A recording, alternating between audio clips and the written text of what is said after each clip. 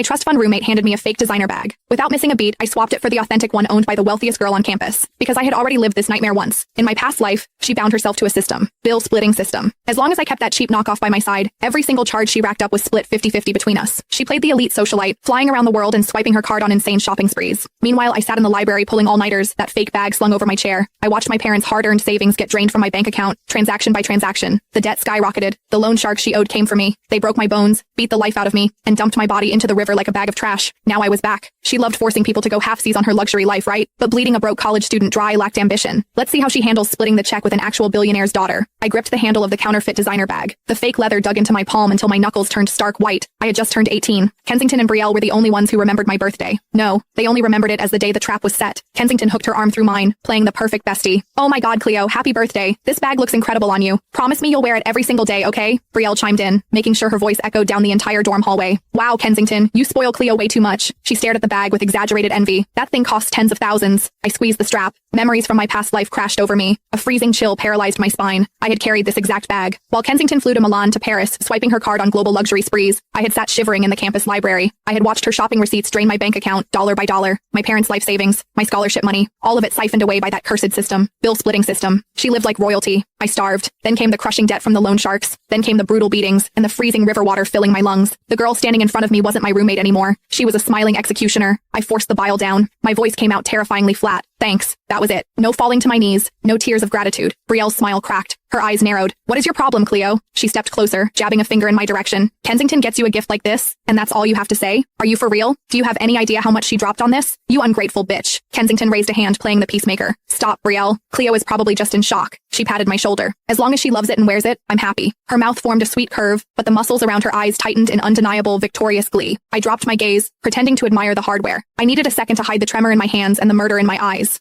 My phone screen lit up against my palm. A news alert popped onto the lock screen. Florence, daughter of the state's wealthiest tech billionaire, to attend the university's charity art gala this weekend as a VIP guest. My pulse hammered against my eardrums. Florence, the heiress. In the attached paparazzi photo, she wore a couture gown. Slung over her shoulder was a bag, a six-figure, limited edition piece, the ultimate flex of untouchable privilege. It was the exact same brand, the exact same model, the authentic version of the cheap fake I was currently holding. A reckless, borderline psychotic plan clicked into place. Bleeding a broke scholarship student dry was child's play. Let's see how she handled splitting the check with the actual daughter of a billionaire. I tipped my head up, curving my lips into a faint, paper-thin smile. Kensington beamed back, soaking up what she thought was my pathetic gratitude. My fingernails dug half-moons into my palms. Not this time. The next day, I walked back into the dorm room with the knockoff slung over my shoulder. Kensington and Brielle were doing their makeup, whispering huddled together. They traded a smug, loaded glance the second I walked in. I ignored them, making a beeline straight for Dakota's desk. Dakota was a total clout chaser. She constantly drooled over Kensington's designer stash, desperate to claw her way into their little inner circle.